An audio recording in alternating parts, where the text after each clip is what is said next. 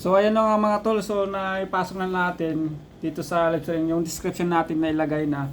So ngayon mga tol, pupunta tayo mga tol sa A-Team controller mga tol, kung saan tayo magla-live sa Facebook mga tol. So puntahan natin dito, ito yung mga tol yung A-Team software. So puntahan lang natin dito mga tol sa A-Team software control, tapos yan, tapos connection mga tol. So pipiliin natin yung A-Team ISO. Yan, tapos connect lang natin mga tol. So ito na mga tol, nandito tayo sa ano, tapos puntahan natin yung output. Yan, para makakita nyo mga tol, yan, output. Yan, tapos nandito mga tol sa Facebook. Yan.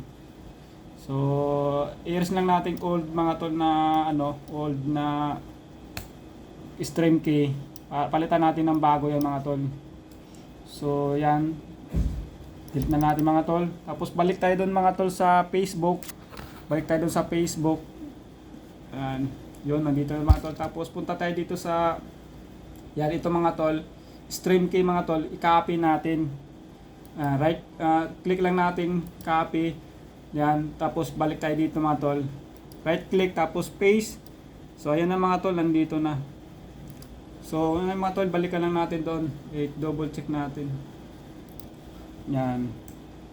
Double check natin mga tol kung tama. JQOKW. JQOKW. So yun, mga tol, tama naman. Tama naman siya mga tol. GCQOKW. Yun. So yung mga tol, nandun siya. Pareho naman siya. Ngayon mga tol, i-save natin. Puntahan natin yung file.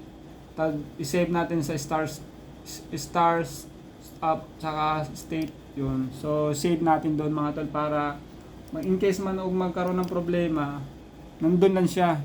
Kung magka-cut man siyang live streaming, nandun lang siya mga tol. So yan mga tol, naka-ready na tayo sa Facebook live natin mga tol.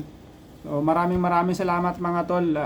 Pwede kayong manood mga tol sa Victory Fort Live. So nandun yung ano natin, live streaming mga tol, Victory Fort Live. Maraming salamat mga tol. God bless you all.